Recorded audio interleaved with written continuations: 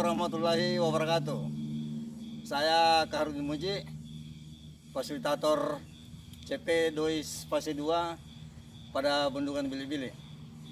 Saat ini saya berada di Bendungan Bili-Bili.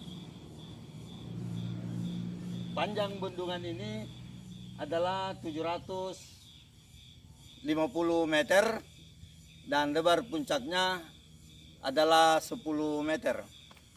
Sedangkan tinggi bendungannya adalah 73 meter.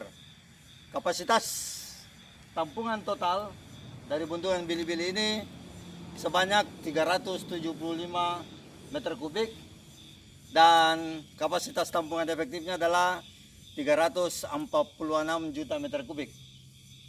Pada dasar bendungan ini terdapat volume tampungan sedimen yaitu 29 juta meter kubik pada awal pembangunan di tahun 1992. Akan tetapi pada data tahun 2019 volume sedimen yang sudah masuk di Waduk Bili-Bili ini adalah sebanyak 104 juta meter kubik. Jadi kira-kira efektifnya air yang ada jika dibandingkan dengan awalnya ini sisa 200 juta kubik lebih. Luas daerah tangkapan air untuk bendungan ini adalah 384,40 km persegi dan luas genangannya adalah 22,15 km persegi. Bendungan Bili-Bili berada 30 km dari kota Makassar, tepatnya di sebelah timur. Bendungan ini terletak di Desa Bili-Bili, Kecamatan Bontomaranu, Kabupaten Goa, Provinsi Sulawesi Selatan. Bangunan ini membendung Sungai Jeneberang yang berasal dari Gunung Bawah Karaeng, Kabupaten Goa, Provinsi Sulawesi Selatan. Pembangunan bendungan Bili-Bili dimulai sejak tahun 1992 dan penggunaan sepenuhnya dimulai pada tanggal 6 Juli 1999. Pembangunan bendungan Bili-Bili ini sendiri mempunyai tujuan. Yang pertama adalah pengendalian banjir Sungai Jeneberang untuk mengendalikan banjir di Kabupaten Goa dan Kota Makassar. Yang kedua, penyediaan air baku. Yang ketiga, pelayanan air untuk irigasi seluas 23.690 hektar. Pembangkit listrik tenaga air dengan kapasitas 20.1 megawatt. Berikutnya untuk pariwisata dan olahraga air serta perikanan darat khusus untuk perikanan tebar.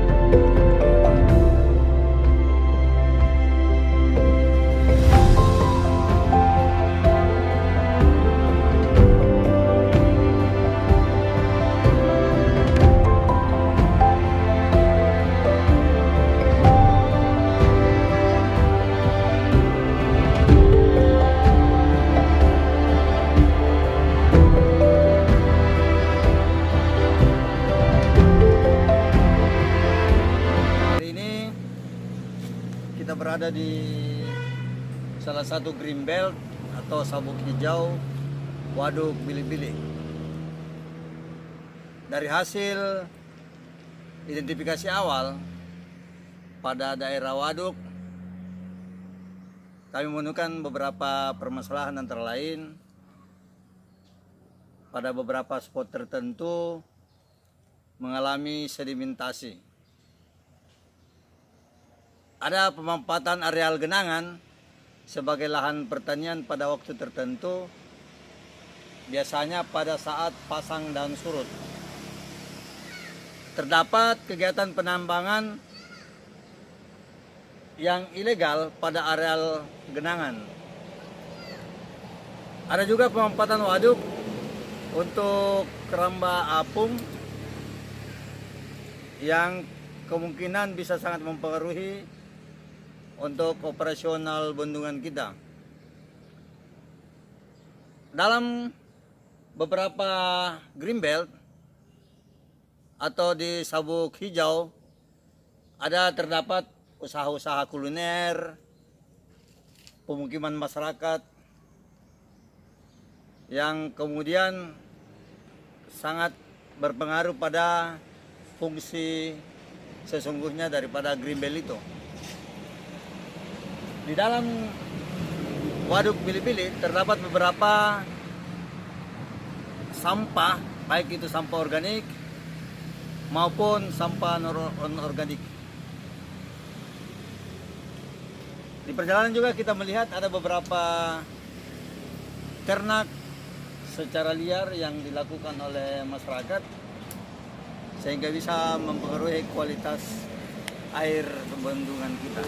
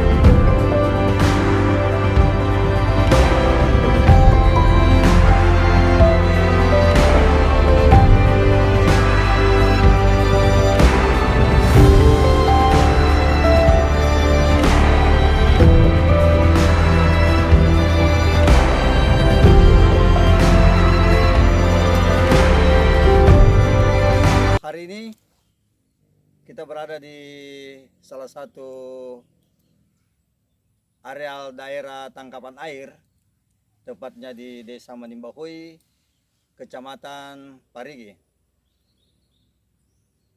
kami sudah melakukan identifikasi awal pada beberapa tempat selain di daerah Waduk Bili-Bili sendiri, juga sudah melakukan identifikasi awal di daerah tangkapan air. Salah satunya adalah di tempat ini. Dari hasil identifikasi kami menemukan beberapa permasalahan, antara lain masih tersisa banyak material akibat patahan kaldera bawah karang yang terjadi pada tahun 2004, yang kemungkinan besar sangat berpotensi untuk menuju bendungan Bili-Bili. Yang kedua, terdapat beberapa lahan gundul yang mengakibatkan sering terjadi longsor pada sempadan sungai seperti yang kita lihat di belakang ini. Yang ketiga, ada beberapa tempat yang kemudian berubah fungsi dan pemanfaatannya, seperti berubah menjadi lahan pertanian serta pertumbuhan penduduk yang semakin hari semakin padat, sehingga memungkinkan untuk masyarakat membuka pemukiman di lahan daerah tangkapan air ini. Yang paling penting juga bahwa kami mendapati beberapa permasalahan yang sangat berpotensi untuk menimbulkan sampah, yaitu karena di beberapa titik di daerah tangkapan air ini sudah menjadi tempat destinasi wisata untuk tempat berkemah.